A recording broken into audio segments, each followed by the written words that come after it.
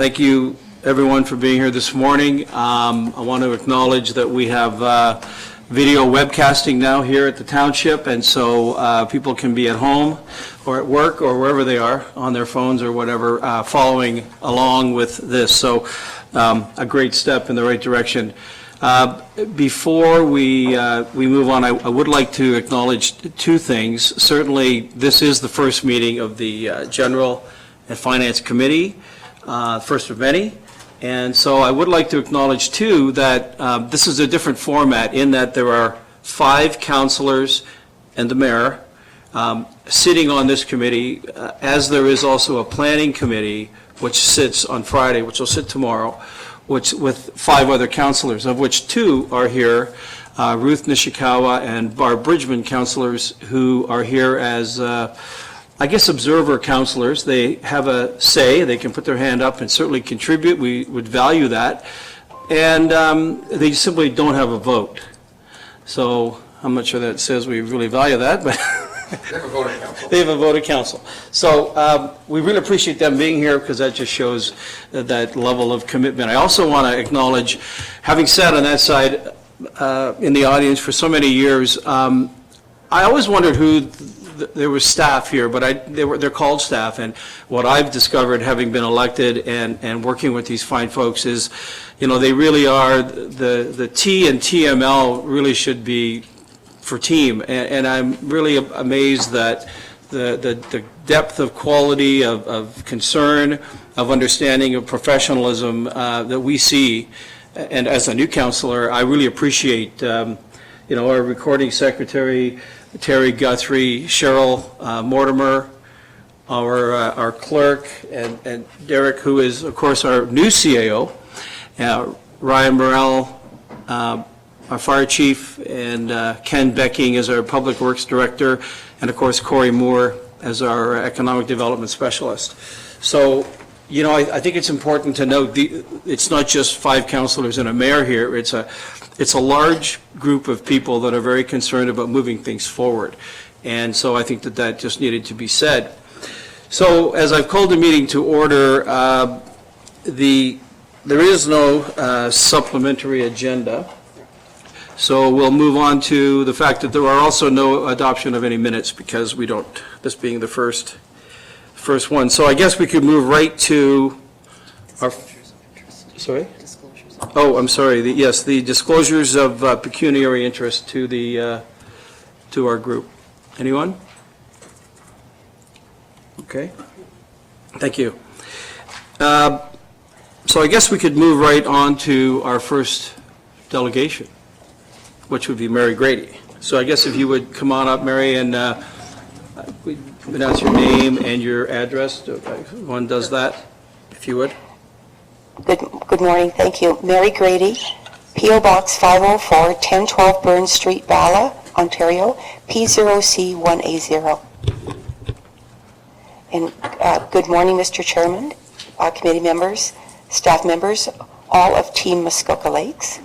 And thank you very much for having me speak today. I am accompanied by staff and volunteers from Hospice Muskoka today, and Bob Potts from the Andy Potts Memorial Foundation is here with me today. I know that you received a letter outlining the Hospice Muskoka delegation and request. I'll just make some points.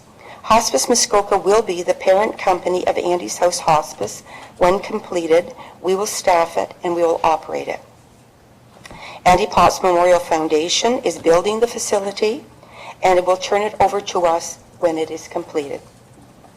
Even though the majority of Canadians would rather die at home than in hospital, and even though it's well documented that when an individual cannot die at home for various reasons, a hospice is preferred as the home light setting to die rather than in a hospital, and even though the cost of one bed day in a hospital is 4 times that of the cost of one bed day in a hospice, hospices are still built by residents of each community. The province typically does not provide any funding at all for a build. The province may provide funding for operations, but it's only a portion of it. So hospices always will provide some component of funding, and it will always come from the community. Hospice Muskoka remains hopeful that we will receive operational fundings from the government, but since the last provincial election, all levels of healthcare are in flux. The LHINs, our current paymaster, will be gone. A new system will replace it. A lot of uncertainty as to what the new provincial health system will look like or how long it will take to be operational is still unknown. But in the meantime, our board of directors decided to move forward with 3 unfunded beds and not wait for that unknown date when the province will catch up to the needs of our community. Our plan is to open this December. Our plan is to move existing operations to Andy's house, and we will continue to operate a satellite office from Bracebridge, and we're looking now for space in Gravenhurst. So every dollar is important to the project and ongoing operations to provide a badly needed service in South and West Muskoka. Huntsville does have 5 beds. It operates at nearly 100% capacity, and only occasionally does someone from South or West Muskoka get a space in that facility. So the need for more hospice beds is urgent, and it's needed now. The Board of Directors of Hospice Muskoka has 2 requests of this committee: that the township waive the development charges, and if possible, building permit fees paid by the Andy Potts Foundation, and that total is about $23,783.02. That would more than furnish 1 suite in Andy's house. That the Township of Muskoka Lakes request that the District of Muskoka reimburse its portion of development charges also in the amount of $14,151.98.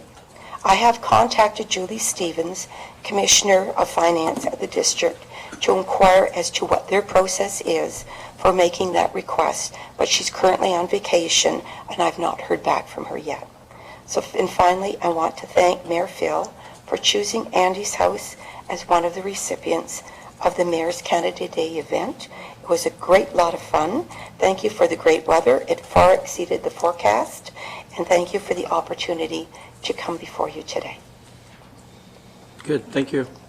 I wonder, are there questions of Mary that we would want her to stay up at the podium, or do we want to have some dialogue first on that? Sorry? No, Sandra's here, and if there are any questions I can't answer, Right. she's really the expert. I hope you will allow her to answer them if I'm unable to. Thank you.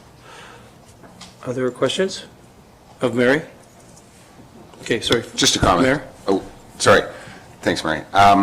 Thank you. And, being involved in this from day one, it's an awesome project, and very honored to be able to donate some money from our Family Fun Day to Andy's House and Victim Services. We haven't finalized the final number yet, but we are probably in excess of $60,000 that's totally been raised.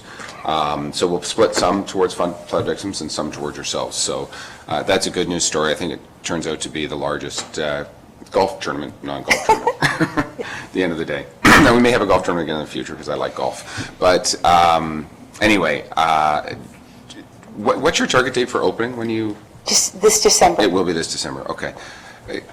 Honestly, I'll make comment if I may, Mr. Chair. I think this is an opportunity for us to, again, help. I'll look, there's sort of 2 requests, 3 in particular. I have no problem supporting the request of the district to waive the DCs at the district level.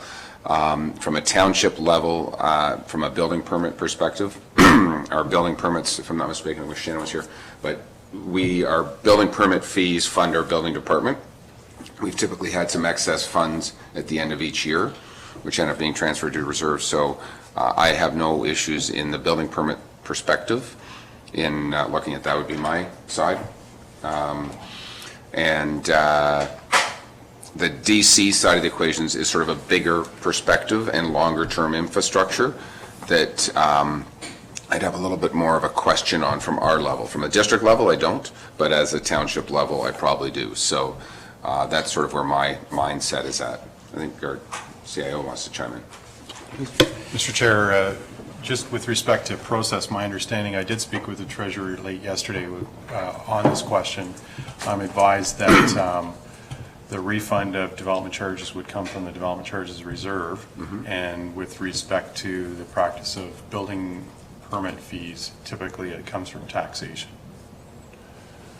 I raised that question as well. So I have asked the treasurer to attend the meeting to further answer that question. Coming in right now. I told you they were good. I said they were good. Exactly. That's the good thing about video. Shannon Johnson. You can see what you're saying. This is Shannon Johnson, our Director of Finance. Is there a question there too? So I'm happy to ask it again if you want, Derek. So Shannon, the question is regarding building permit fees. Yes. We've collected these fees already. If we were to have, so I understand from our CIO that we would have to take them from taxation to refund them. Yes. If we had backed up 6 months ago or 8 months ago and we had strictly waived the fees, would we have to have an accounting plus minus that goes into general taxation? Yes, through the chair. Thank you.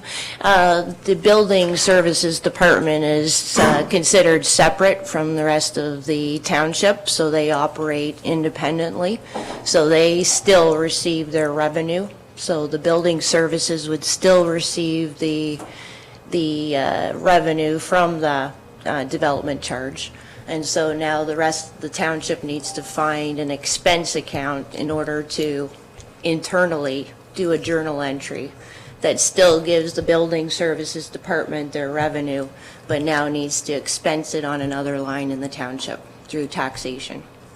So I had recommended through the Grants Department, because it is considered somewhat of a grant, that it would be under the operating grants line in the Grants Department. It would show an overage on that line in the budget, in the 2019 budget, but explainable for waiving of development charge, building permit fee. The development charges actually would be just taken from the development charge reserve revenue, but it's the building permit fee that would be need to be expensed through the taxation. Does that explain? So there's two. There's development charges and there's the building permit fee. Development charges are just taken from the development charge reserve and waived, and the building permit fee would need to still go to the Building Services Department as revenue and then taxed through general taxation. So I'm recommending it be expensed through the Grants Department on the operating line.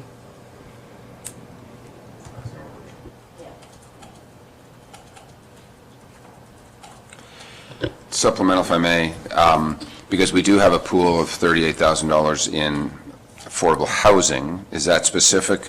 Could this meet any of that criteria in any way? I'm just talking out loud. I just know we have reserves for that kind of thing, but I'm getting from his chair over there, no. Yeah, I was just going to say, no, the attainable housing has specific criteria that's met through certain square footage for the purpose of, for developing obtainable housing in the township. It also follows along with the district's recommendation for a certain property to be attainable housing, so this would not fit that criteria.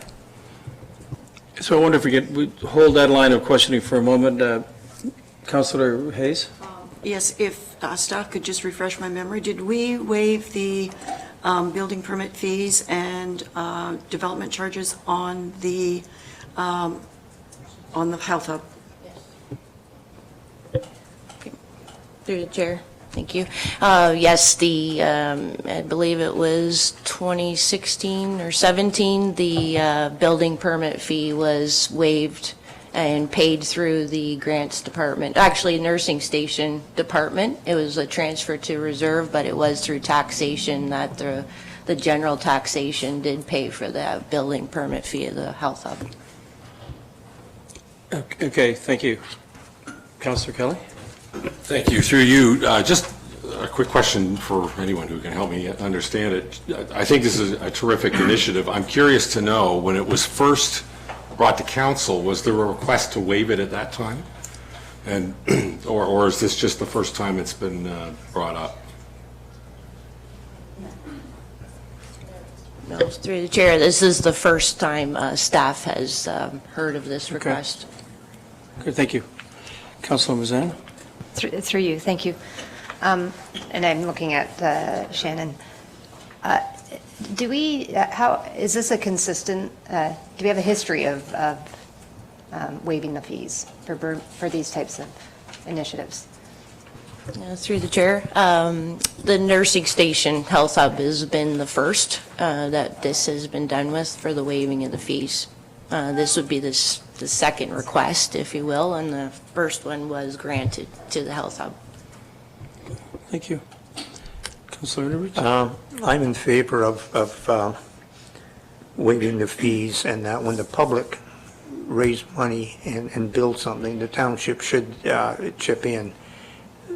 Sometimes the recreation units and that come in, we ask them to maybe come up with 50%, like as Walker's Point Library or something for that. This isn't 50%, it's just a drop in the bucket, and that compared to that, and I would support it, both the building permit fees and the development charges fees. And I would also request that the district return their fees. Thank you. Councillor Kelly, supplemental? Supplemental question, and I'm just curious, what's the process to going to the district? Is there like a formal process you go through, or do we just kick the door open? Or? Thanks, Mr. Chair. So it would be very similar. There'd be a delegation to one of the committees, probably Corporate Services or Finance Committee. I think the specific request I heard from Mary was that we would support their Yes. request. And absolutely, I think we would support that request, and we can just do that through the minutes of this meeting theoretically. I don't know if we need to have a specific resolution, but Cheryl's saying yes, we do. Sure, please.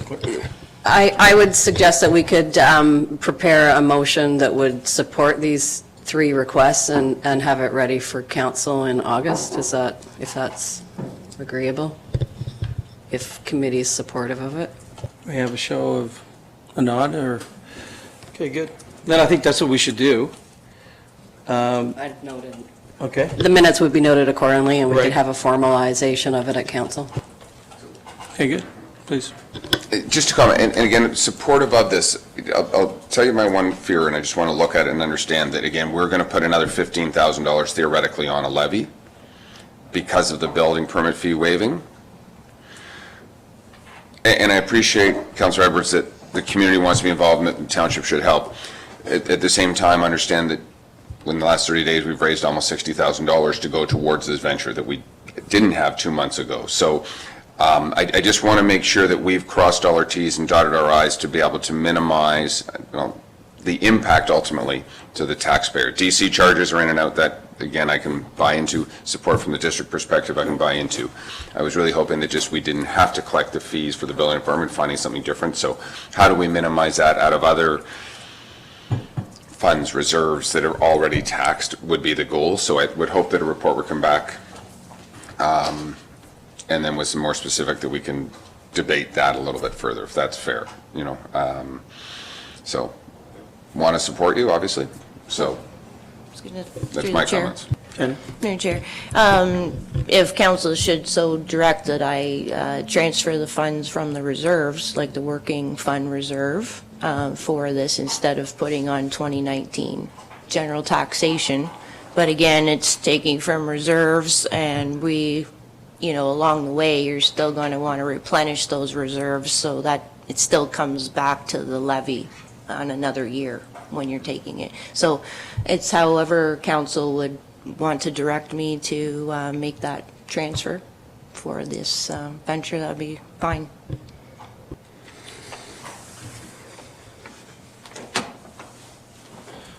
Okay, so I think we've got enough information here, and I think we have a consensus that we will obviously support it as a township. It would come to council in August and be voted on at that time. In all encompassing, if you will, including the district aspect to it. Okay? Okay, good. Thank you, Mary. So there's no, we don't have to do anything.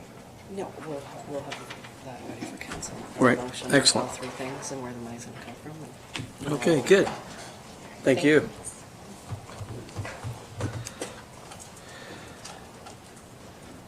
So I'd like to call on our next presenter,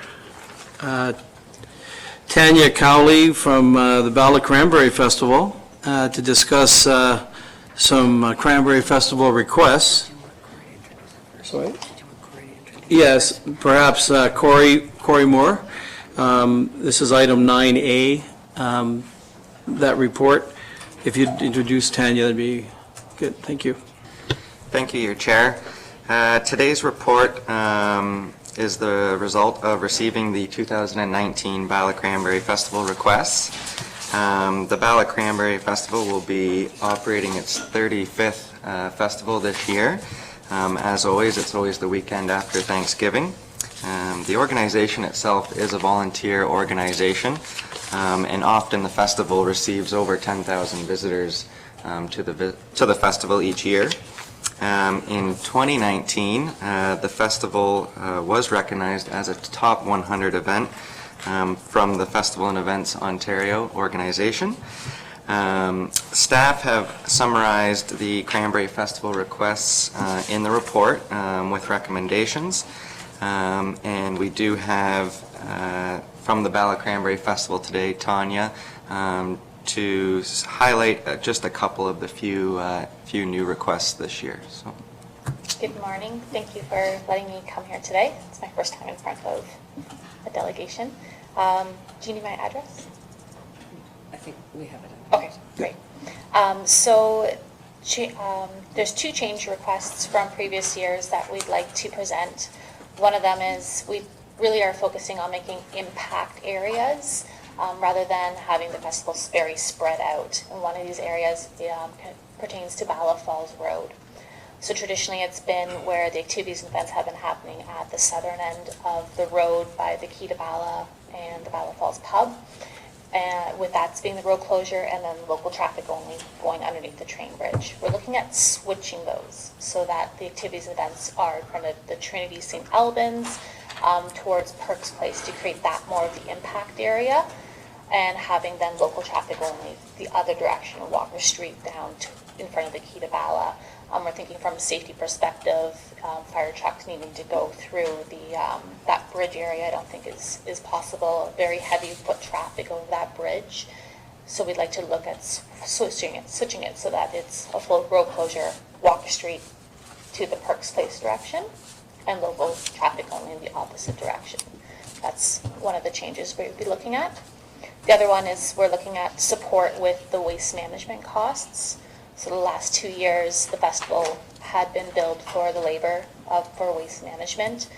So it was a bit of a surprise hit for them, costing about $5,000 to $7,000. So it's something that we're looking for some support in that area so that it can be a little more manageable. Or if there's suggestions on things that the festival can do to decrease those costs, be it bringing in some support staff, so that typically it's been four manpowers that are working 30 hours over that weekend. So those are the two areas of changes that we're looking at. Okay, Thank you. good.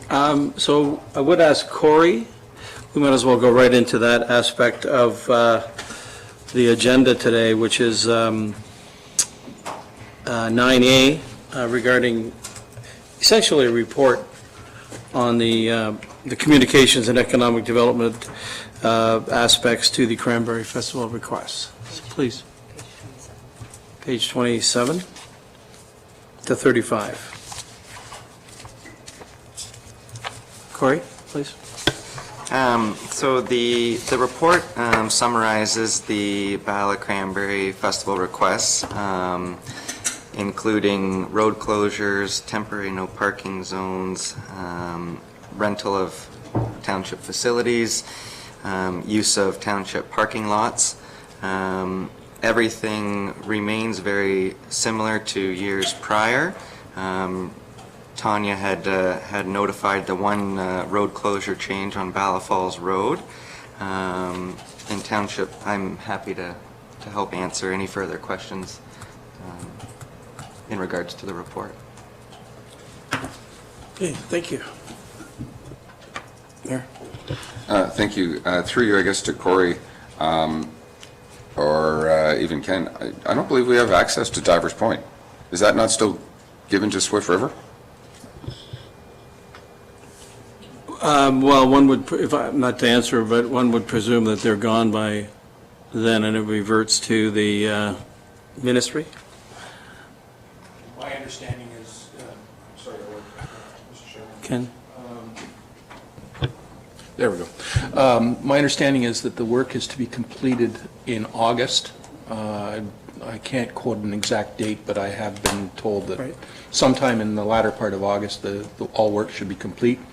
I would guess that they will be pulling out of there shortly thereafter. So I don't see, based on what information I've been given, I don't see that there's a conflict here. Good, thank you. I might ask, what, as a township, do we have in the budget for Cranberry? Is that a fair request? Is it a budgeted amount? Do we have X hundreds of thousands, tens of thousands, or 2,000, or?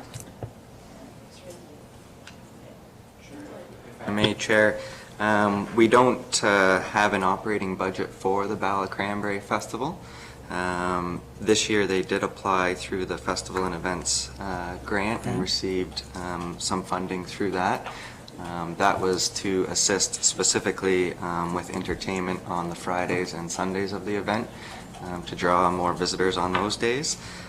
From a staffing perspective, we haven't allocated an amount in the operating budget for Bala Cranberry Festival. Thank you. Members? Committee? Councilor Hayes? Through you to Public Works. By switching that road closure, I believe as you come out by the quay, that's a no left turn. So are we going to modify that for that weekend or have some kind of traffic cop so that they can exit safely? Mr. Chairman, that intersection and the left turn prohibition is actually a district matter because the 169 is a district roadway.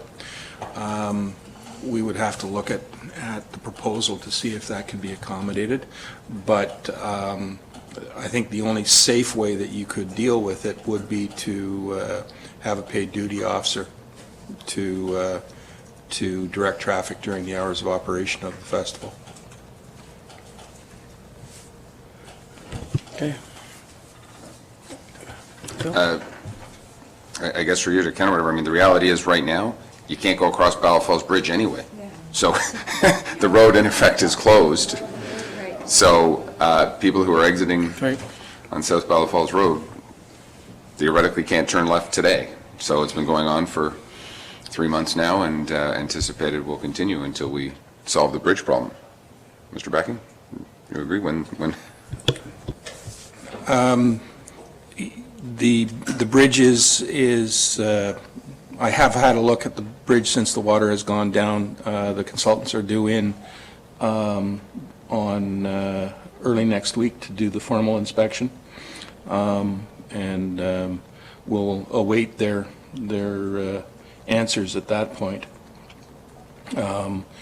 and that will dictate whether or not we have to maintain the existing closure or not. Do we have any more comment? Councilor Hayes? Just as a supplementary, traffic does allow egress and ingress on that road, but Anybody that's been to Cranberry Festival knows that that is a solid line of traffic, and you would have to actually interrupt the traffic to get in and out of that road.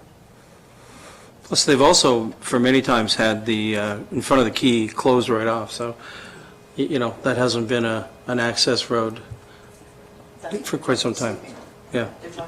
Yeah, no? If I may, Your Chair, so they would be swapping the full road closure, but from Walker Street south to District Road 169 during the festival operating hours would still be a temporary road closure, opening again at nighttime when the festival has stopped. Good. And there is traffic, there are OPP, am I right, coming off of 38 to 169? I've experienced that over the years, that one would think, if I might. Yes, so we hire in 8 officers. Right. To be at the corner of 38 and 169, as well as at the top of Maple Street and 169 as well. Okay. All right. Okay, so, Counselor, Ms. Ann, Through you. please. I think the other request was around the solid waste management. Right. And I'm just wondering, as a township, what we can do to support that? Is it simply bodies? Is it dollars? Solid waste is typically district, is it not? Through Corey?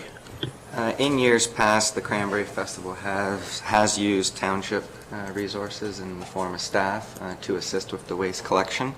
The festival provides a large waste collection bin that all the waste goes into for the festival, and the costs associated with that are covered by the Cranberry itself, but there's still the costs associated with the township staff side of it.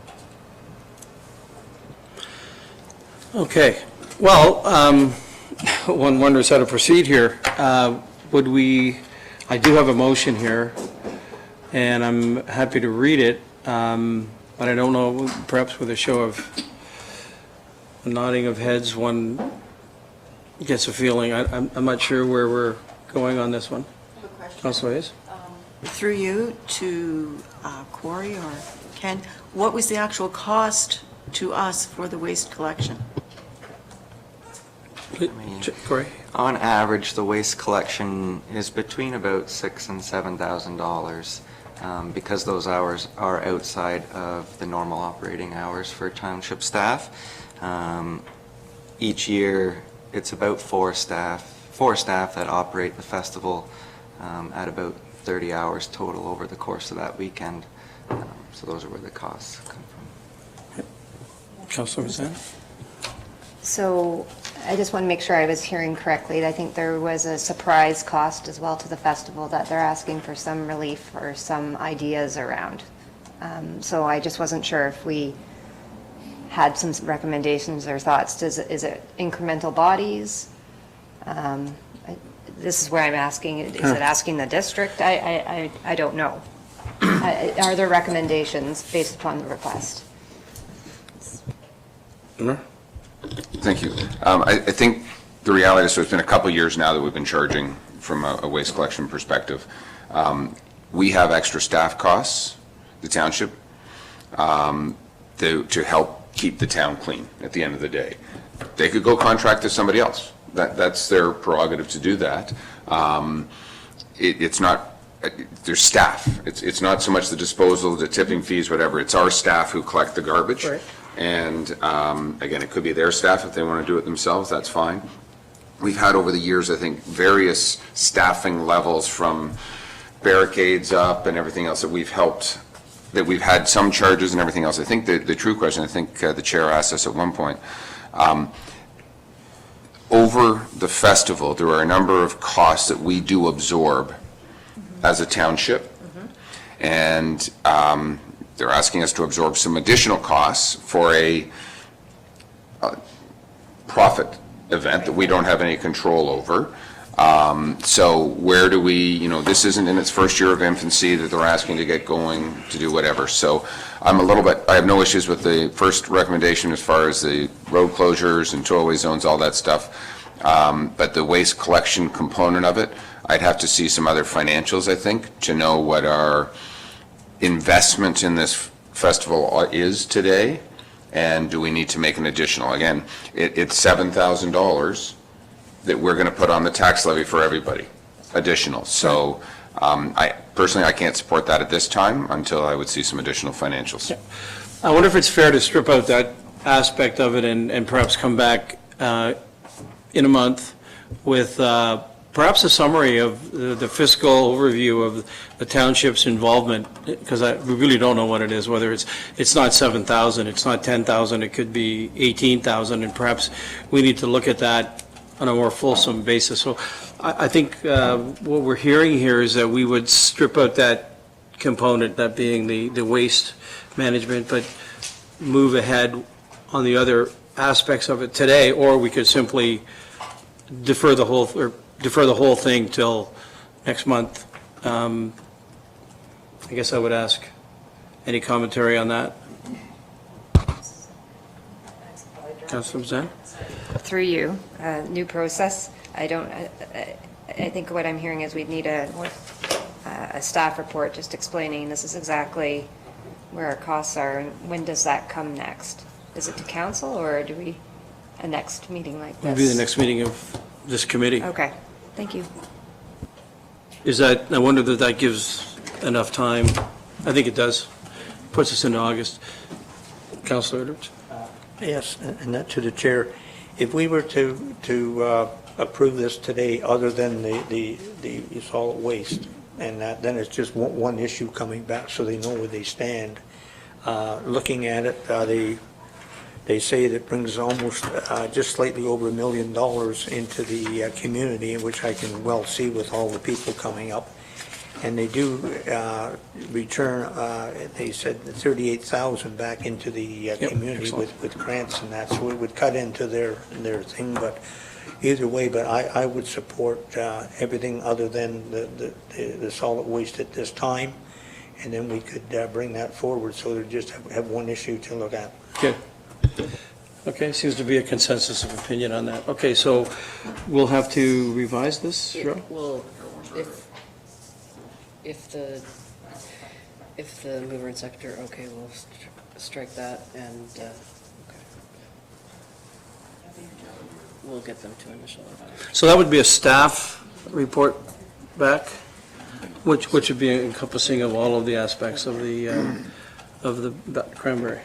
Mr. Chair, so staff understands that you wish to have a report on the financial part of this report, come back with a little bit more detail at the August meeting. That could be considered at the September council meeting, which is a month in advance of this event occurring. Okay, good. So, am I going to read this? Okay, so I'm going to read this then.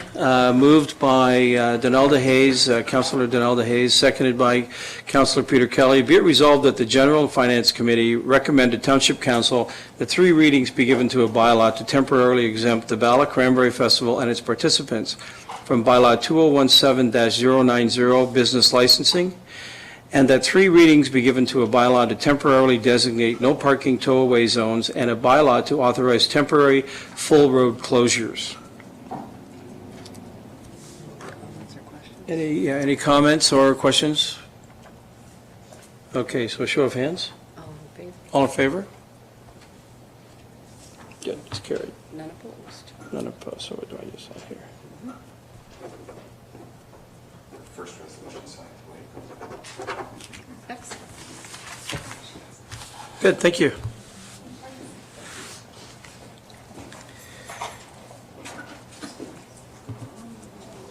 Okay, so I guess that is Cranberry. Corey, no other commentary, anything else? Okay, good, thank you. Okay, so moving along,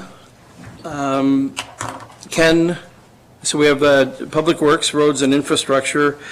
Our first one, 6A, is the report from the Director of Public Works regarding request for a streetlight at the intersection of District Road 38 and Sandor Drive.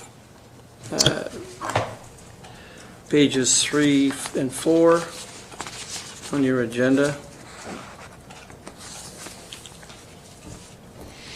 Mr. Chairman, committee members may recall that there was a request for a street light at the the above location.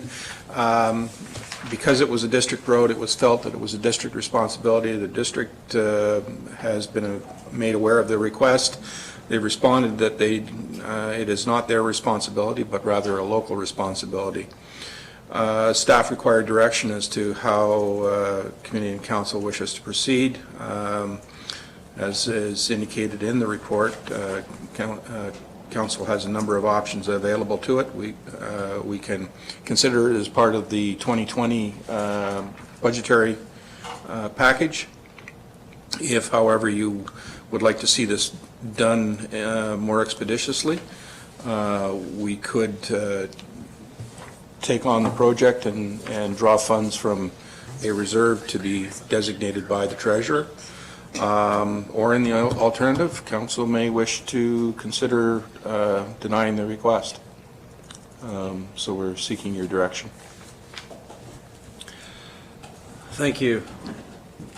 Comments, questions?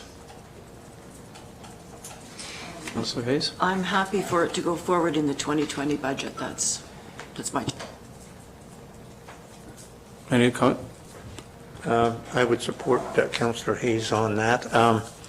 I believe we have some roads that there's a light right at the corner so people can see it at night. It's a safety issue, so I would support that.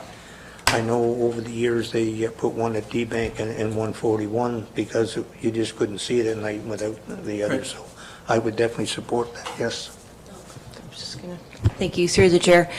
Street lighting is a separate levy on the taxation. So my recommendation would be that it would go into the 2020 budget, and then, excuse me, then the taxation on that street levy would then be according to the residents that are in that area when we go to set the tax rates in 2020. Thank you. Sorry, Councillor Nishikawa had her. No, that's okay. I think I hear the majority's, the direction it's going, so. Right, good. I guess the only thing I would add, though, that it was a safety issue, and that's why it was brought forward, and it's actually was discussed years before as well. Right. And just the number of people that are living in that area have increased, and in the wintertime, it's a real safety issue. Okay, good. And I would concur with that, having been there myself and checked it out. So I wonder if there are any other final comment or concerns. Okay, so I'm going to read, what I'd like to read here is moved by Councillor Hayes, seconded by Councillor Kelly. Be it resolved that the General Finance Committee recommend to Township Council that the resident request to install a street light at the intersection of District Road 38 and Sandor Drive be considered as part of the 2020 budget deliberations. Show of hands, or any comments? Sorry, show of hands? All in favor? Sorry. We'll get the verbiage right. Let's carry it. Awesome.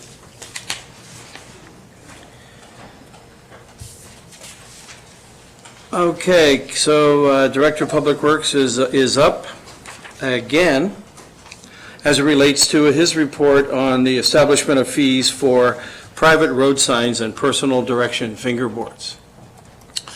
Thank you, Mr. Chairman. Prior to, I guess, last year or this year, the district handled all of the department's signage requirements. So, by way of example, a sign would be requested. That request would go to the district. The district would put in the sign and then send us a bill. The district has since advised that they no longer wish to do that, so we're now on our own, so to speak, in terms of signage, which quite frankly is not necessarily a bad thing. One of the functions that we perform is the issue of traffic management, what's called corridor control, so access to and what goes into our road allowance and so forth, making sure that that's done appropriately and safely. Traffic signs and the like are a mandated function of a road authority. So we simply take that on, and there's a line item in our budget to accommodate those requests, and we deal with them. There is, however, a category of signage which is put up on behalf of private property owners.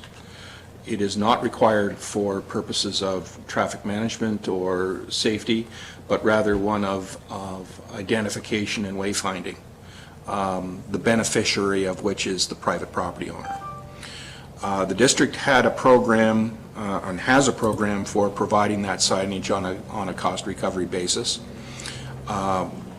As indicated in the report, we've given you essentially three options.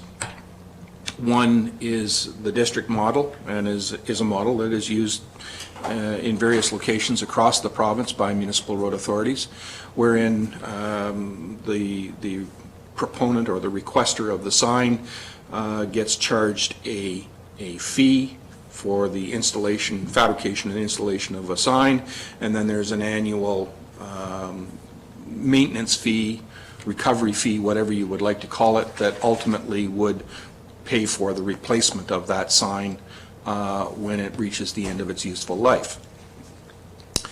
The challenge with that is the administrative processes that would be required to, frankly, bird dog these individuals to recover this annual fee. I have had that model in place in some of my former lives, and I can tell you that it is not an insignificant level of effort required in order to get these folks to pay up, frankly. The second model is a one-time only model. So somebody comes in, they want a sign to direct people to their cottage or to their place of business. They pay a one-time only fee. The sign gets fabricated, it gets put up. If it gets run down the day after, they got to come back in and pay the one-time fee. There is no cost recovery model associated with funding replacements into the future. And therein lies the downside to it. Next week, next month, next year, if the sign is damaged or is otherwise becomes unreadable, then it's up to the property owner to pay for that replacement. From staff's perspective, from the organization's perspective, it's very simple from an administrative point of view. Proponent comes in, they request the sign, the location, they pay the one-time only fee, staff go out and put it up, and it's over and done with. We don't have the administrative processes that go along with having to get the annual fee. And the third option clearly is simply to do it as a service, and it becomes included on the tax levy as part of our normal annual operations. So we're looking for direction from committee and council as to how you would like us to proceed. We do have some requests, not a lot, but we do have a few requests that are sitting in the works waiting for a decision. Staff, frankly, based on my experience, my recommendation would be to take the one-time only approach, simply because it's just a lot less effort and a lot less grief. But again, we'll take on whatever direction we're given. Thank you. Just a question, and again, you're relatively new here, but not, in this business. We're in the sign business here in the township. This is done. I mean, we're in that business, and we're contemplating, how best to, I guess, stay in that business. Why are we in that business? I mean, if people want to put up a sign, they obviously can't. It would be our jurisdiction and/or, so if we were to say we're out of the sign business, does that mean there would be no signage, road markings? If if council were to suggest that they don't wish private signage within road allowances, then that is council's prerogative. And we could do that. I think you're going to have some concerns expressed by particularly the local businesses. I'm meeting more of the artisans and the like, who are going to say, well, how can I get people directed to my studio or whatever? I would suggest to committee and council that these people rely on the fact that there are signs out there that point people to their business. They are part of the economic base of the community, Right. and they are worthy of council's support. But that is a prerogative. I would say that signs, from a strictly traffic engineering perspective, fewer signs are better than more signs, because if somebody's looking at a sign, that means they're not looking at the road, and we want them looking at the road. But that being said, an appropriate amount of signage is not untoward. Okay, thank you. Mayor? Thanks. I think we should be in the sign business from a branding perspective, from a consistency perspective, as people drive down our roads, that they can identify which road they're going down. Bracebridge went through a whole new waypoint signage process. They upgraded all their signage, and I actually think we should be in the signage business. I'll jump right in. I think that they should be a flat one-time fee. It's a simple to do.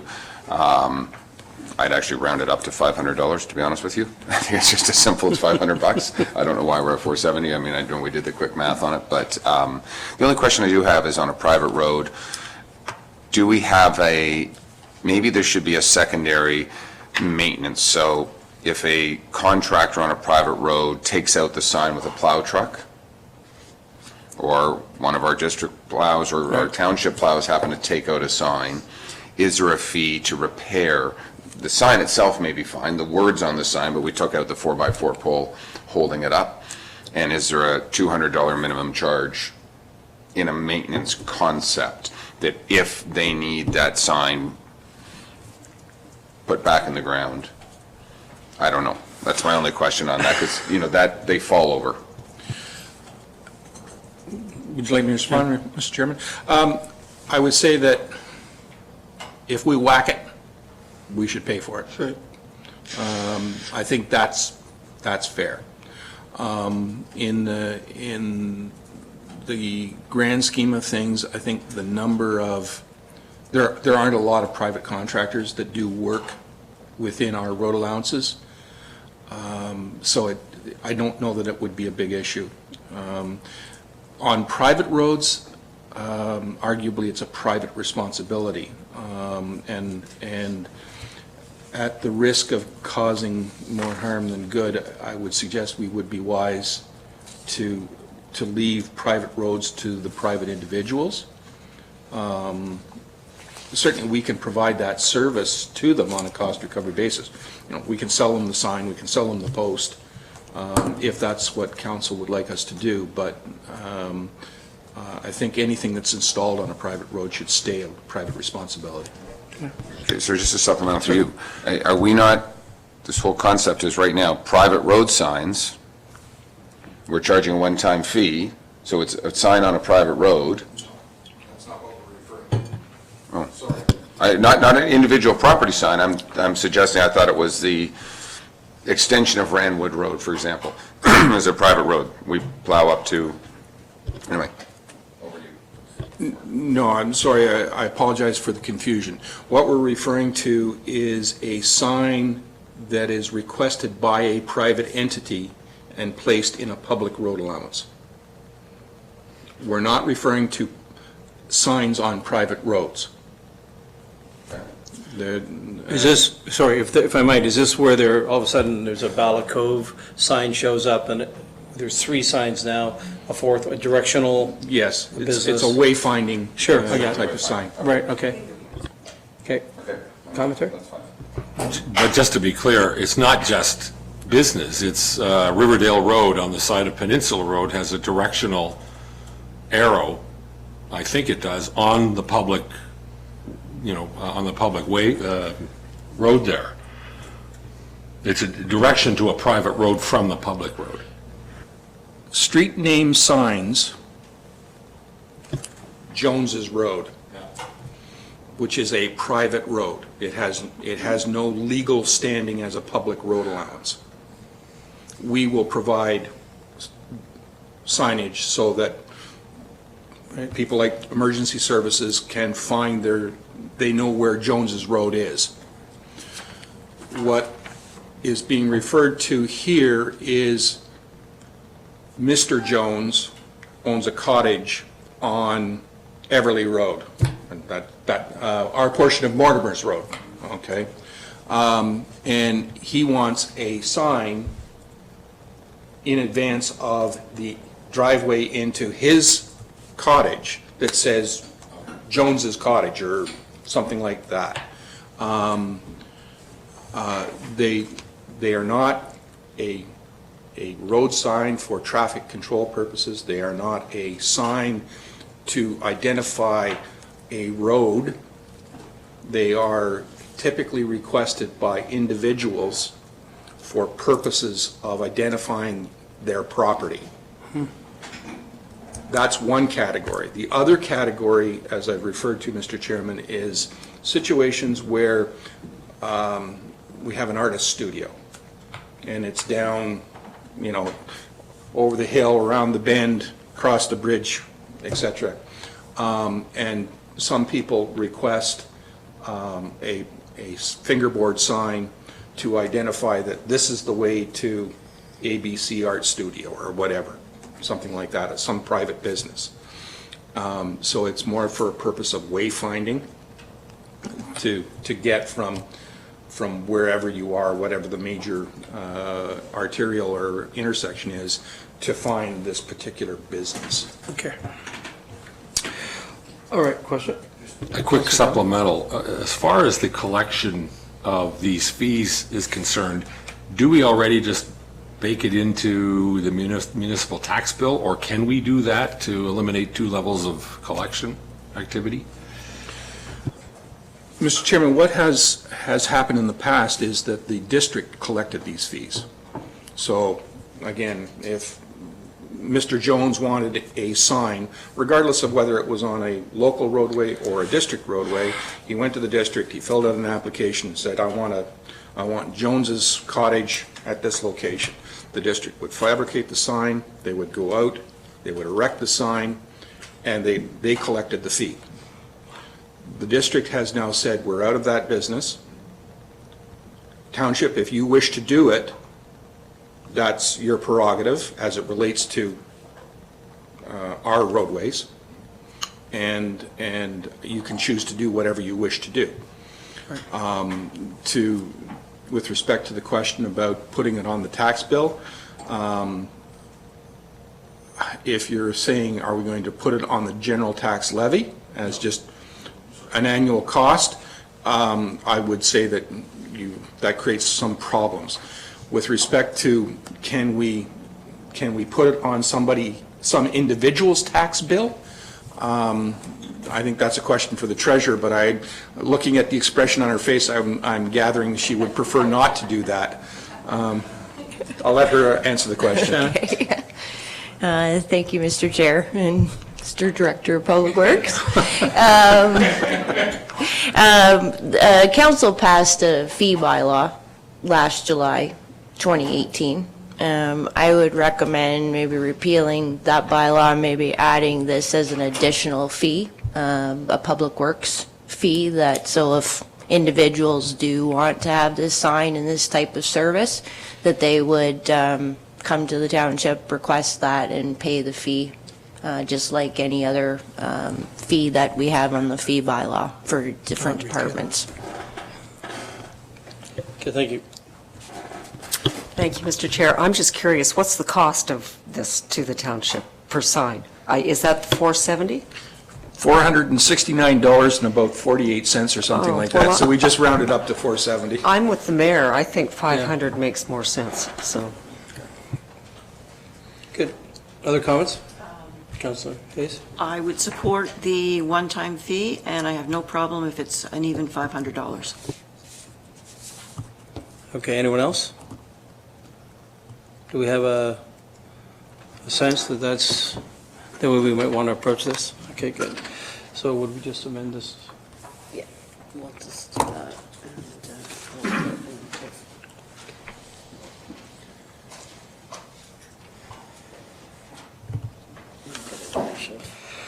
Okay, so moved by Councillor Edwards, seconded by Councillor Kelly. Be it resolved that the General and Finance Committee recommended Township Council that a one-time fee model be adopted for the provision of private road signs and personal direction fingerboards, and that the fee be set at $500 per sign, and further that the fees for signs in future years be set as part of the annual update of the fees and charges bylaw. Okay? Which takes that into account. Yep, thank you. That's great. So we, Madam Clerk, will revise the bylaw. Is that the direction, to revise the bylaw immediately for this? Or is that into the next? Does this do that? Or in the next meeting in August? Well, yeah, at the council meeting? Well, the motion says that the next time we update the fees and charges bylaw. So that's what was proposed in the motion.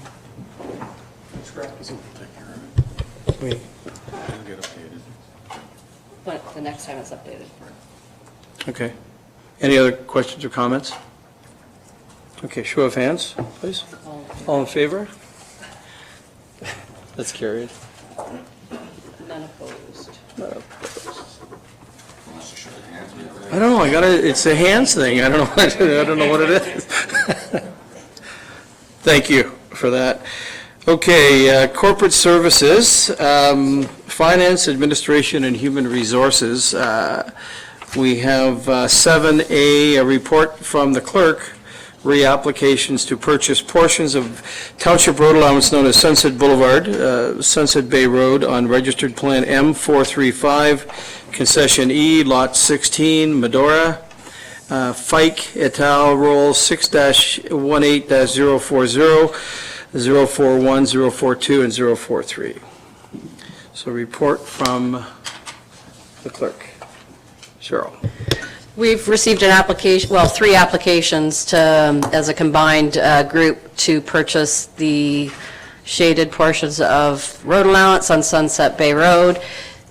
2 property owners to the south, right here, this property owner and another one further down the road, have already purchased portions where their driveways, et cetera, enter onto the properties. The property owners are all in agreement and have signed waivers as to the deviations and easements and right-of-ways that they will provide to each other to access their properties. Staff is supportive of the applications, provided that the easements and right-of-ways are completed and that the road allowance is maintained at 66 feet. I can answer any questions. Okay, no questions? Councilor Edwards is not in the room right at the moment. Well, that's right, okay, so we can change it to someone else. He just left.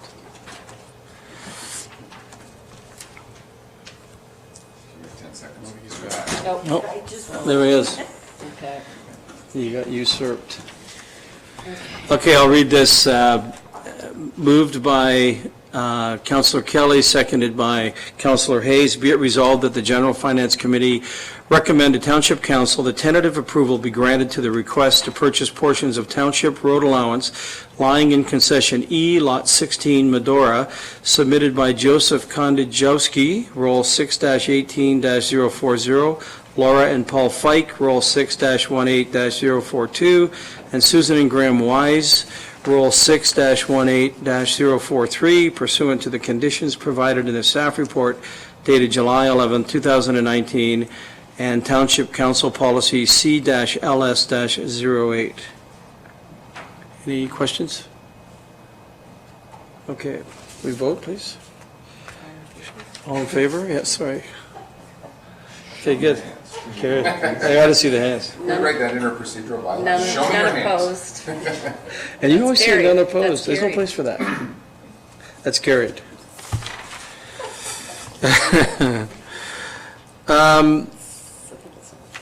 So 7B is a discussion and consideration of a resolution re the healthcare local share, which was circulated over the last day or two.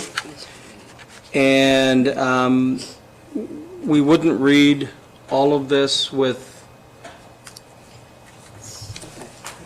So under the new procedural bylaw, when it's a lengthy resolution, and I've displayed it up on the screen, that we, as a committee, can waive the condition of reading the motion if it's a consensus by a show of hands. So I'm not sure if that's the will of committee, but I guess the chair can confirm that, and I'm not sure if there's any questions in that regard. I'm happy to read it. I'm happy to read it. Mayor? So first of all, I'm happy to not have it read, as I have read it for a number of times now. And just some background on this. And I appreciate that we consistently sit around here and say we're not in the healthcare business. But the reality is the province has dictated that we are in the healthcare business. There's been considerable discussion over the past number of years that the province said we're going to close both hospitals, build one new hospital, sort of the Port Sydney area. As working groups have gone through, they determined that that is not necessarily the most feasible and that they've agreed to keep both hospitals open. However, both hospitals need upgrading, they need changes, so there are going to be costs associated with those hospital upgrades. The province uses a local share funding formula. Generally, it says that the municipalities pay about a third, the hospital foundations pay about a third, the province pays about a third. That works in some larger areas and cities. It doesn't necessarily work in smaller communities, that you don't have the capital to do that, but we still have to service the needs. So this resolution started actually originally in Bracebridge. I think it was just most recently updated in Huntsville. And basically it was so we can send the province a united front as we move forward. And it continues to contemplate two acute facilities. I have a meeting Monday morning again in discussion with this and how funding may happen. We're not setting a financial amount to this, though the initial third sort of suggests it could be up to $50 million. We know that there isn't $50 million available, so we want to really push back on the province as much as possible that says we need provincial support to move forward. Yes, we will kick in some money, but after all other resources are exhausted.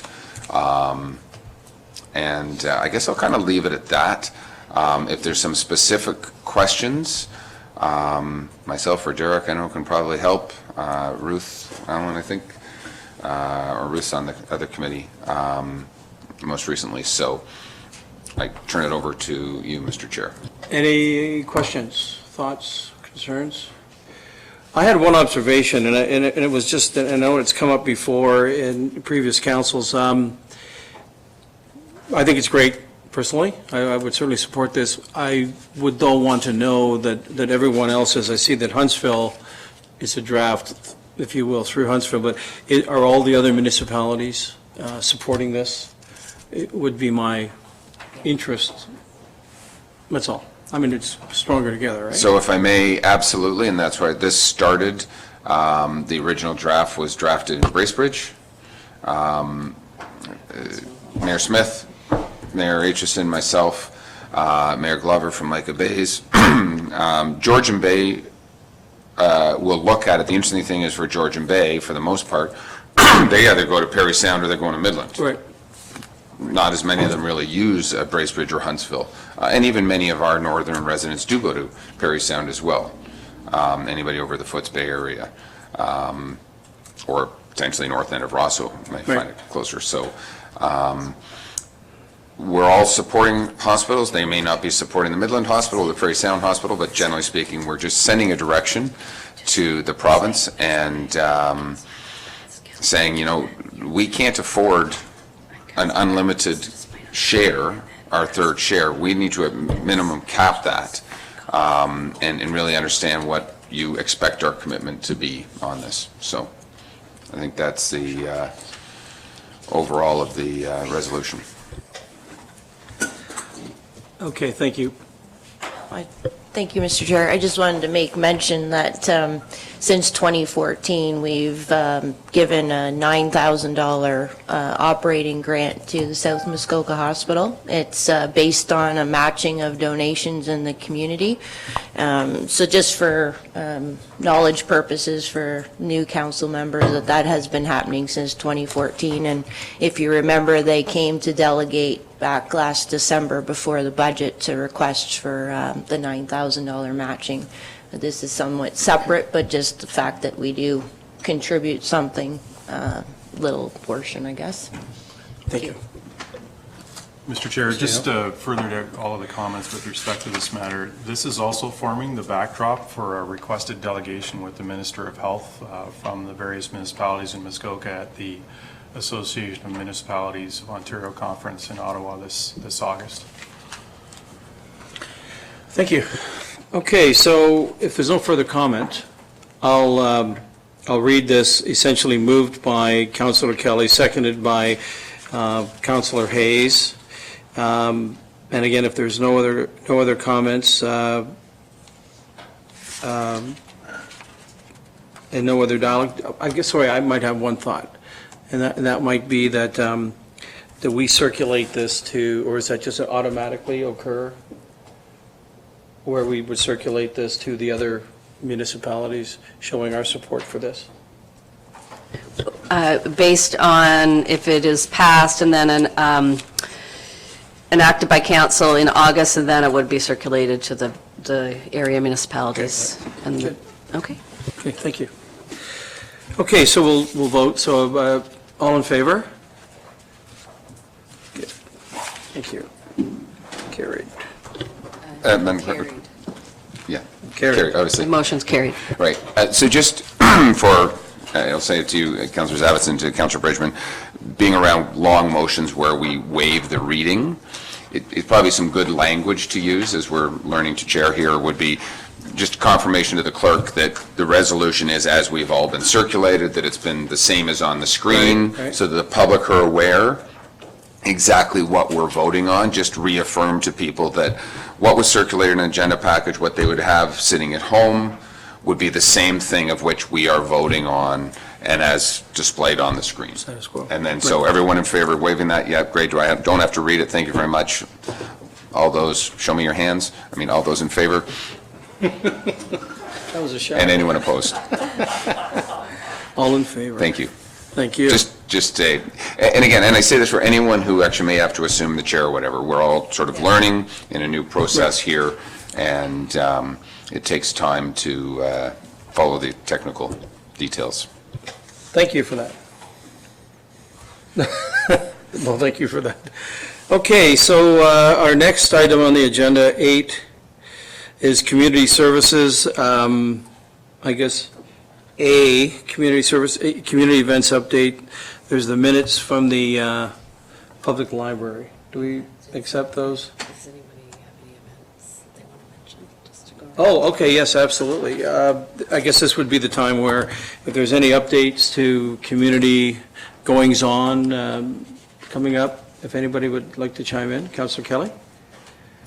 Thank you, Mr. Chair. Just 3 things real quick. Lobster Fest, this is a little looking backwards, was 2 weeks ago, was a great success. For the first time ever, I think they had a live auction. I think it's the first time ever. They definitely had the live auction. We had a semi-competent auctioneer who failed to highlight the fact that I was bidding against my own wife on one matter, but He'll do that. He'll Failed, I think, intentionally. do that. no, it was a great hit, and the live auction succeeded far beyond my imagination, some great not prizes, but great auction items. I haven't heard a final amount, but I think it went a long way towards helping out the curling club. Number two, I just purely almost by accident happened upon a musical presentation in front of the library on, I believe it was Tuesday night this evening, outdoors. It runs every other week on Tuesday. I think it's still going Tuesday till you check, but I think it was Tuesday. It was terrific. There was 45 or 50 people, bring your own chair, local musicians, and it was quite a lot of fun to participate in, and I certainly will go back and see it again the next time it's on. It's put on by the library. Kathy Duck is the organizer, and I think the nice thing, I asked a few people how they heard about it, and some of them were tourists, and they said that their concierge or whatever in the hotel had recommended they come out for it, so that's great. Last thing, Friends of Muskoka Watershed are having 2 more ash drives on between now and Labor Day. I don't have the hard dates with me. I forgot to bring them in, but there will be 2 more drives. If anybody is looking to donate but doesn't have quite a full tank, I thought maybe I'd offer to consolidate and do the delivery myself if anybody wants to get a hold of me. Okay? Excellent, Thanks. thank you. Councillor Hayes? This Saturday from noon until 3 is the annual Walker's Point Community Library Celebration. There'll be displays, library tours, cupcakes, barbecue. Everyone is welcome. And on August the 8th at 1 p.m., our wrap-up for our children's summer program will happen, and we will be having the Birds of Prey visit around 1 o'clock. And if anyone has not gone to one of the Birds of Prey's demonstrations, it's well worth the trip out there. Okay, thank you. Anyone else? Mayor Hardy? Thank you. Muskoka Ratepayers AGM, 10 o'clock on the 20th.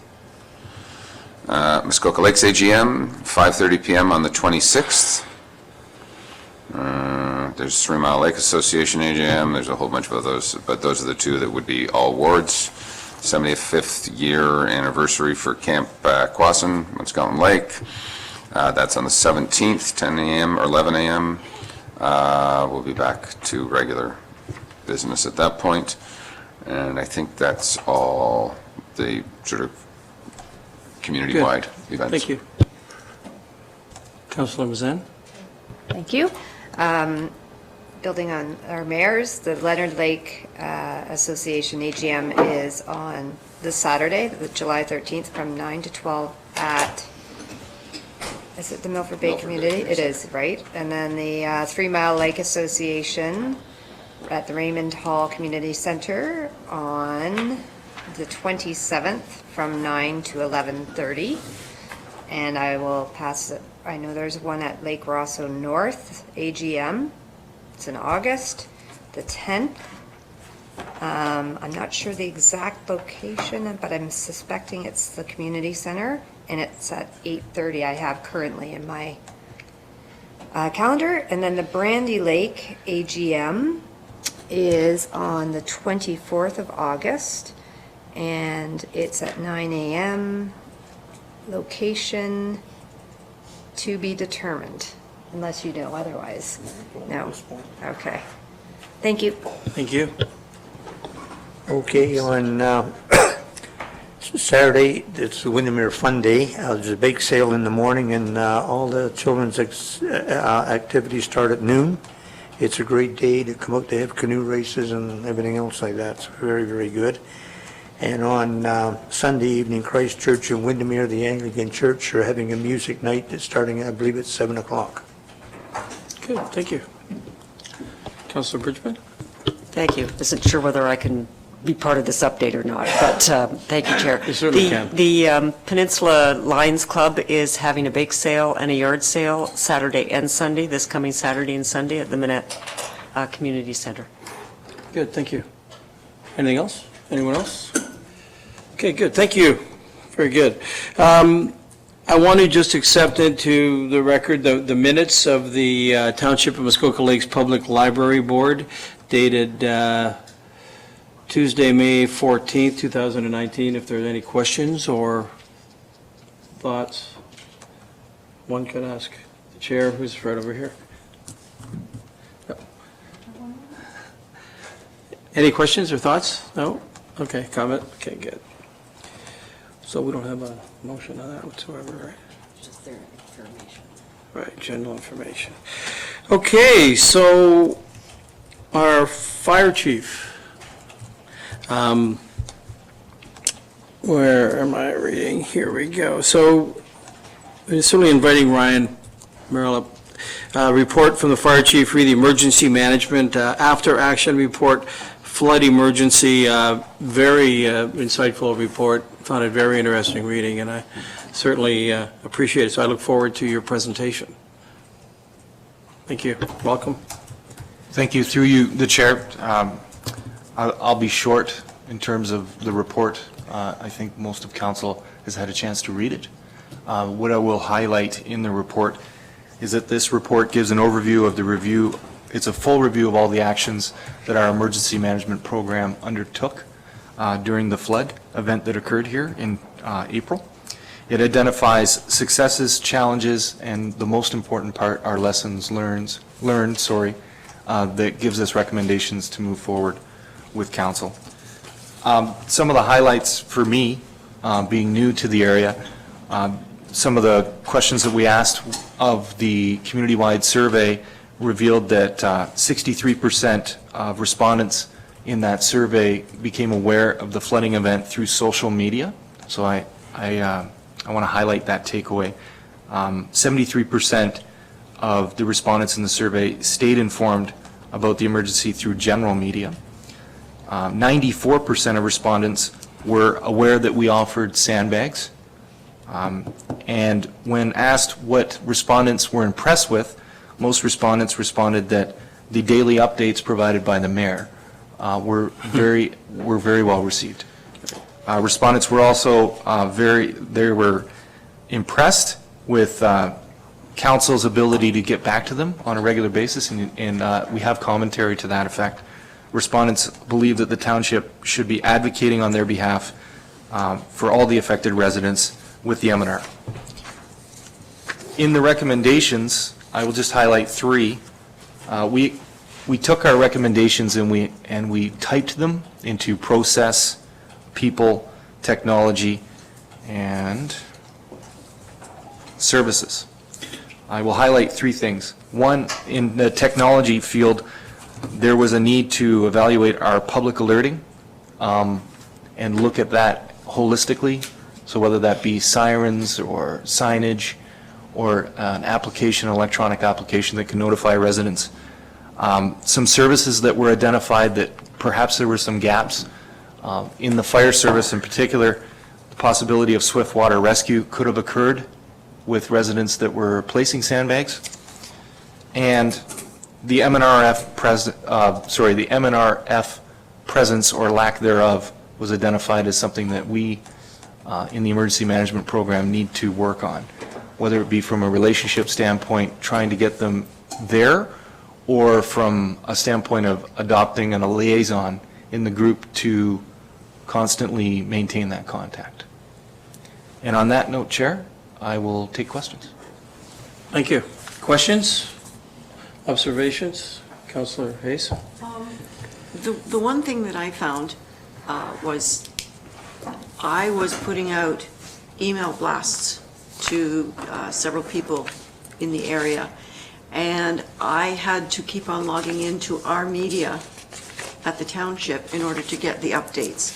There was nothing that it came from the emergency group had their meeting, and then the media release went out. There was no step in there where councillors were notified what was going on. And so I would sit and several times in a day log into the media site, wait for it to come out, and then blast it out.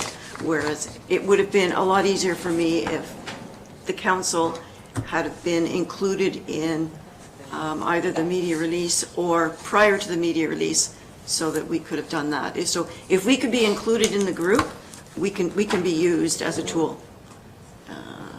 Council, I thought it should have been on the media release. Yeah, We were on the media yeah. release, but we received it at the same time as everybody else. Whereas I thought we should have received it a little bit earlier, because people are asking us questions. It went out when it was done, so everybody got it at the same time, including the media council and staff, so. And through you, Chair, I think it's really important that this event, I do understand council's need for being involved and being able to be used as a communication tool with the citizens, but I think it would be, I wouldn't be doing my job if I didn't inform you that the reason that an emergency control group exists is to make fast, accurate decisions on behalf of the community. So for the emergency program to operate efficiently, that group has to be able to make decisions, and it doesn't operate within the same confines as a council making day-to-day decisions. So I wouldn't want to say as a recommendation moving forward that we would vet all our communications through council before we put it out to the general public. I don't think that's what I was asking for. I was asking that the information went out. But if it all went out at the same time, I mean, that's what it did. Mayor? So maybe I can help just a little bit for those who are unaware. So the emergency control group would meet every day. Generally, we'd meet about 10 o'clock in the day, sit around this table, confirm where we're at, where the problems are, what's happening the last 24 hours, what we predict for the next 24 hours, what's needed. That would formulate a press release. And literally, as soon as we could get out of here, I would do a quick video update. Phil's notes version would formulate a formal press release, and it's hit send. So again, to send something to council and say we're going to wait an hour before we release this to the media, get that information out of here as fast as possible. I mean, the one thing we did note, and you read through the report, our own front desk staff weren't communicating and all that stuff. Or not as well as they could have been, because they're getting some of the frontline phone calls. So I think there was a question that we could do a little better job of some of that communication. I guess it's learning. The reality is, never before has Township Muskoka Lakes ever had to endure an emergency. The one flag I have in here, and I'm really trying to understand this, because I don't know, page 19, about 3/4 of the way down the page, it shows, keep going down, over half of respondents, 53%, felt the township was not prepared. And I'm not sure what that means, or are they referring to the MNRF didn't lower the water levels and believing that that's us not being prepared for the flood? Because with the exception of pre-sandbagging homes ahead of time, in October or whatever, I'm not sure what else we could have done to prepare. Now, maybe that's an insider, but I find a bit of a disconnect in that, and I wonder whether or not that is more on the water levels were not at appropriate heights, and we're being tarnished with that as Muskoka Lakes versus the MNRF. And I raised that question, and I don't know whether we can drill deeper into the data if that came. I don't think that would have come necessarily from our internal communications. I'm going to suggest that came from the public-facing interface. Through you, Chair, so I'd be more than happy to answer that question. So when we developed the survey, we had numerous goals in mind, but we also had to be cognizant that the survey couldn't be long so that we could actually get the right kind of feedback.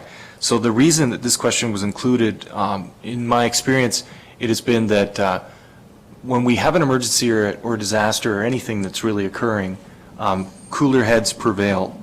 By that I mean poise, confidence, and calm matter a lot. So it really matters that our constituents thought that perhaps we weren't prepared. So the takeaway for me and for us is to ensure that people see us doing a better job with our emergency management program, use our political masters to promote the program, and that we do a better job on Facebook and social media of showing people how we practice to maintain our readiness for an emergency, not just from a response standpoint, but actually from a committee and a group standpoint, to get that confidence back for our community. That was the reason for the question. Now, second to what you're mentioning there, Mr. Mayor, is you mentioned that the MNRF involvement, that this does represent a point of confusion for the general public. The general public thought, or there was some responses where it looked like that they thought that we had some sort of controls over the watershed. So again, takeaway for that is for us to do a better job to educate the public on the fact that the water management system is wholly within the province's control. Thank you. Thank you. Thoughts, other thoughts, questions? I think it's, oh, sorry. Go ahead, Councilor Mazan. Yeah, just two quick points, and I'd had an opportunity to connect with our fire chief. Just two points. The one thing with the survey, and you have highlighted this, so this isn't anything new, but the survey was done in this same way as the communication was done to the public. So the same audience would have been responding that was having access to this information. And I think you've highlighted, and I can't see where, door-to-door updates in flood-affected areas. There were residents that may not have been on Facebook or using social media that wouldn't have had the same opportunity to do this survey.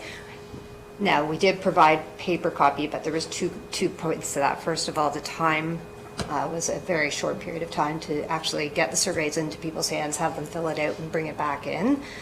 I think it was 10 days. And then the second thing to that is, how do we get it to these people? So is it our role now as the councillors and or others? I think that's what Donalda was saying. I was doing the same thing, which was trying to get it out to anybody I knew who might be affected. But, maybe as we look to planning, we should be thinking about there's different audiences out there. So I do think social media is critical. There's no question. But we should be thinking about other elements there as well.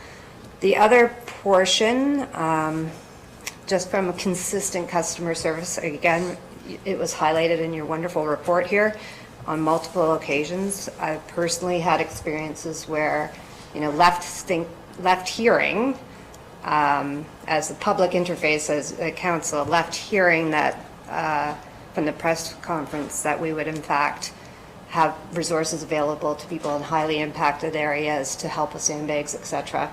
And yet when I called, or had a constituent finally call, I was told that no, we don't have anybody available, which was a bit embarrassing for me, and I managed it. But I think it was just inconsistent, and I think that type of information is really important as we prepare for the next crisis. So thank you. Hopefully we won't have a crisis. That would be the best outcome. Thank you. So, thank you through you, Chair.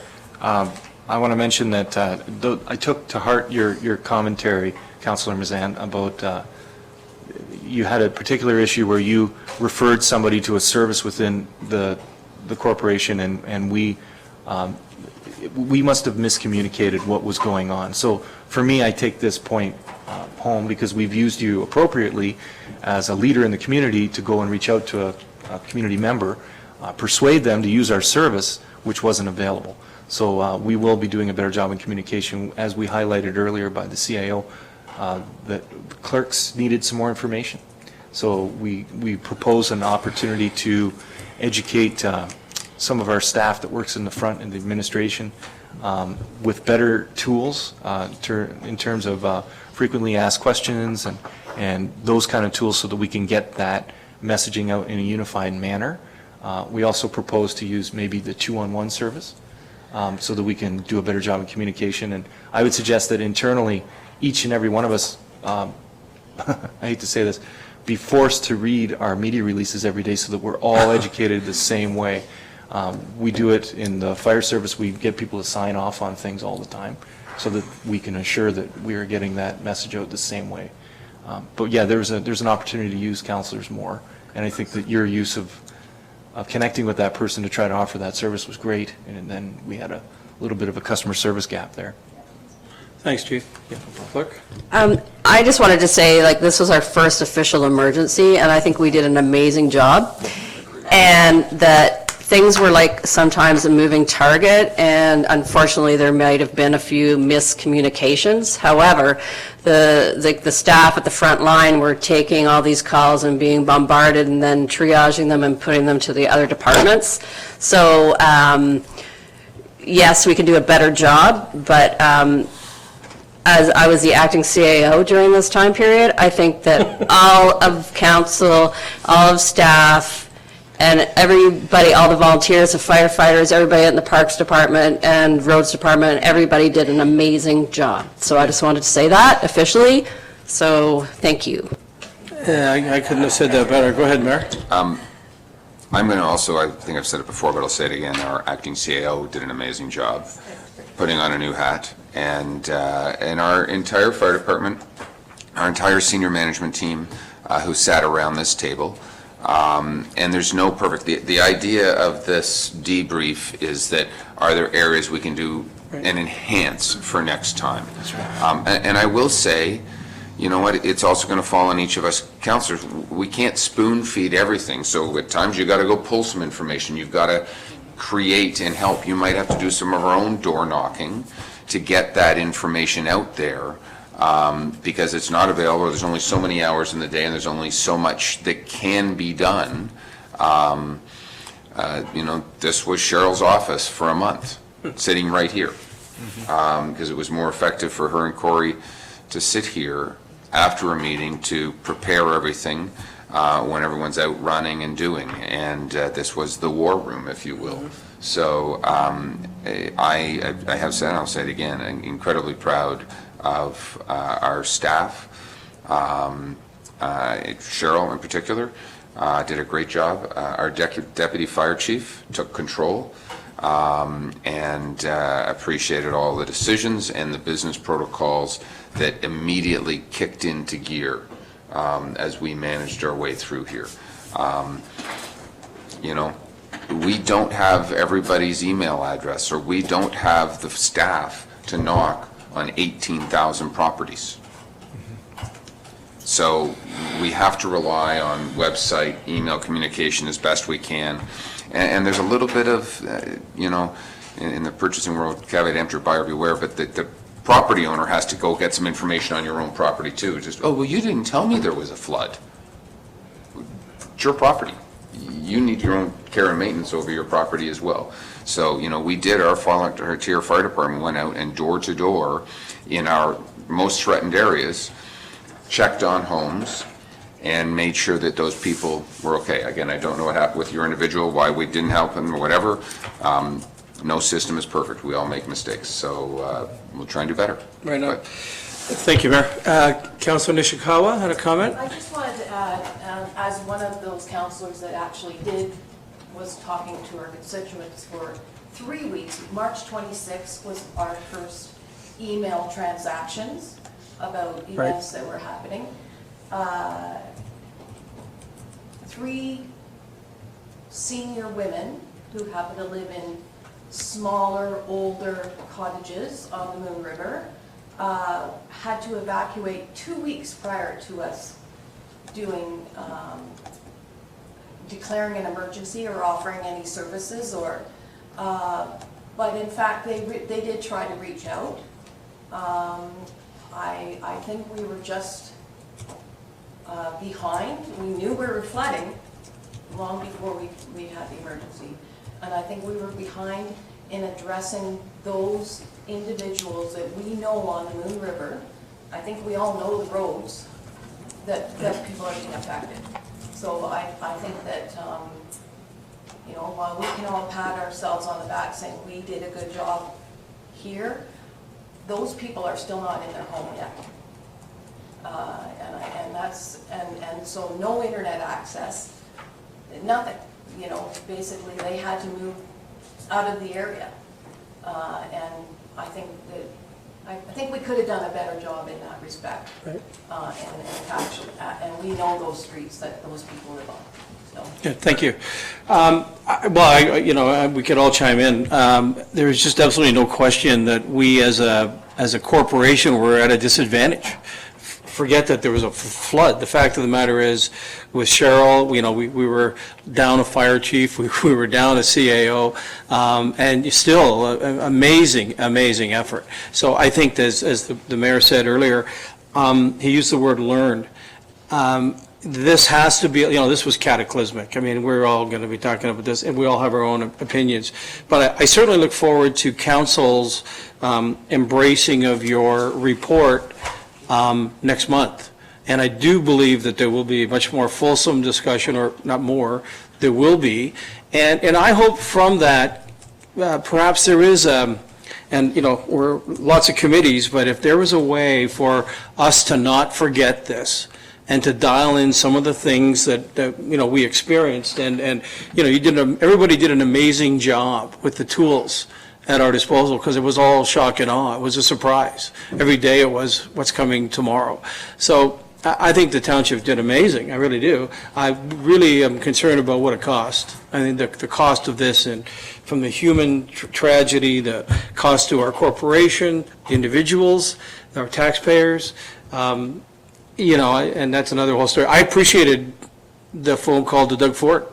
And I've been saying to other people, I put this on Phil, our mayor, because he stood up, and that's got to happen. If we don't have a loud voice, this will just happen again, and it'll happen again.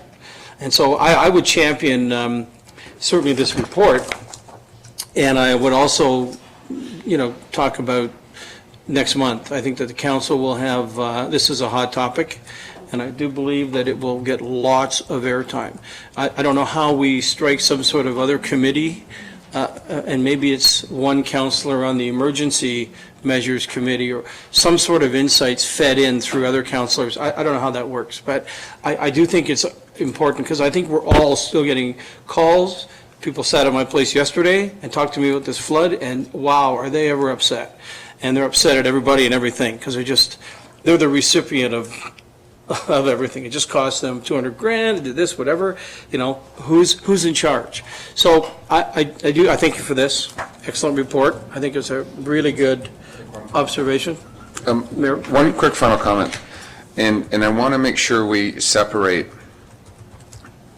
how staff and council dealt with an emergency and the flood.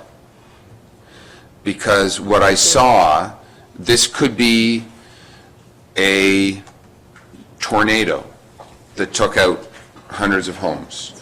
This could be a fire. This could be a flu epidemic that we've had to quarantine people. And what transpired was an emergency control group and management that brought the information in. And what I like about the learning, you don't have to use the word flood, but we communicated certain things. There was tons of positives, there were some other negatives, but they could be future enhancements. And I just want to make sure we don't confuse the great work, and I will say the great work, and it's beyond council. As the one councillor mayor that sat at the end of this table here, it's staff that took over and made this, delivered a service you can't train for to this community. And that is what made me proud to sit here to represent this staff, to be head of council, one thing, but to also to work with amazing staff that were up at 5 and to bed at midnight and up at 3 or whatever it was, 24/7 through this emergency. And it's an emergency control group for a reason. It's not a flood control group. So I just want to make sure we have that distinction. Excellent point. Thank you. So as a learning document for next month, I think if we're good with it, I'd certainly like to read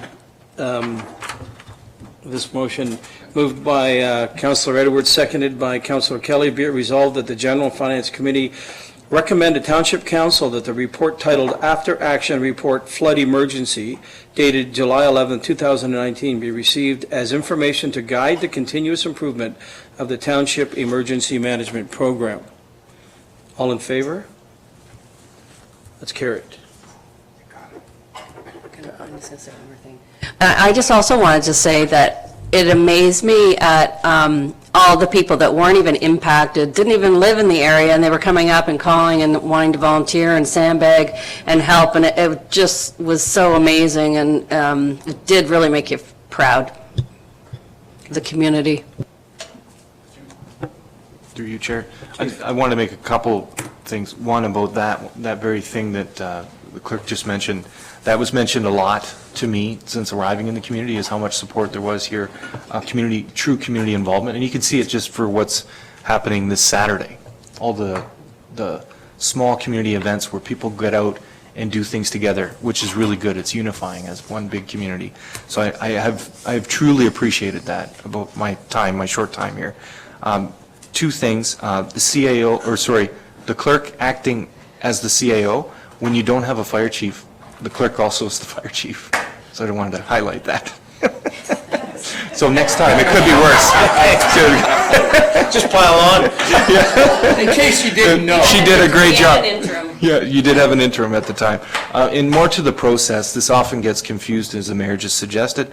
The emergency management program is an area where the CMC and the fire chief acts as a CMC. We devise a program where we train the council as one whole, and we also deliver out the exercises in that group, and we set the pace of what's going to come. So that's where this would go to the program committee, and they would make those decisions.